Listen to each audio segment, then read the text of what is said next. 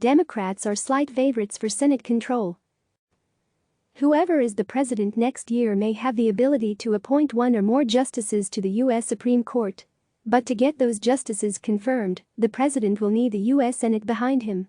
To gain Senate control from Republicans in November's elections, Democrats will need a net gain of 3 seats if former Vice President Joe Biden holds on to his lead over President Donald Trump and claims victory, or 4 seats if Trump wins. An early look at the data finds that Democrats are the slightest of favorites to take back the Senate. The chance Democrats net gain at least 3 seats is about 3 in 5, 60%, while the chance they net gain at least 4 seats is about 1 in 2, 50%. There is still a lot of uncertainty. Democrats could realistically end up anywhere from a net loss of 4 seats to a net gain of 11 seats, though a few more times than not, they'll end up in the majority. To come up with these probabilities, I examined individual races in each cycle since 2006 and determined how well at this point state-level polling, if available, incumbency, expert ratings, the past presidential results and the generic congressional ballot explained the ultimate result in each race. Then for any given cycle, I compared the total seats won versus what the projection said at a given time. The Democrats are doing fairly well, not because they're overwhelming favorites in any one or a select number of seats. Rather, it's that they have a non-negligible to good chance in a lot of seats. Although Democrats only hold 12 of the 35 seats up, they have at least a 1 in 25% shot in 25 seats. Democrats almost certainly won't win all of these seats, though it speaks to the large playing field. Democratic chances have risen since I first looked at the map a year ago, in large part because the national environment continues to look good for them. They hold about an 8-point lead on the generic ballot. That's about the same as it was in 2018, when it was 7 points, and about double what it was in 2016.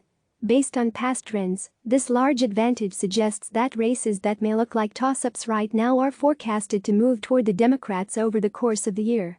And unlike in 2018, when Democrats were defending a lot of seats in states Trump won by significant margins, this year they're only defending one, Alabama. That means they should be able to take advantage of a better national environment. Right now, Democrats are clear favorites in 3 seats Republicans currently hold: Arizona, Senator Martha McSally, Colorado, Senator Cory Gardner, and Maine, Senator Susan Collins. They're favored to defeat incumbents between about 2 in 3 times, 65%, to 3 in 4 times, 75%, in these states. All 3 are in states that were decided by 5 points or less in the 2016 presidential election, and where the national environment is helping the Democrats. The limited polling in Arizona and Maine also point to Democrats being ahead by a small margin. To counter those 3 seats, Republicans are heavily favored in Alabama.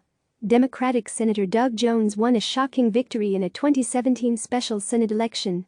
The polling and strong Republican tilt of the state indicate that Republicans should win this race about 6 in 7 and 7 times, 85%.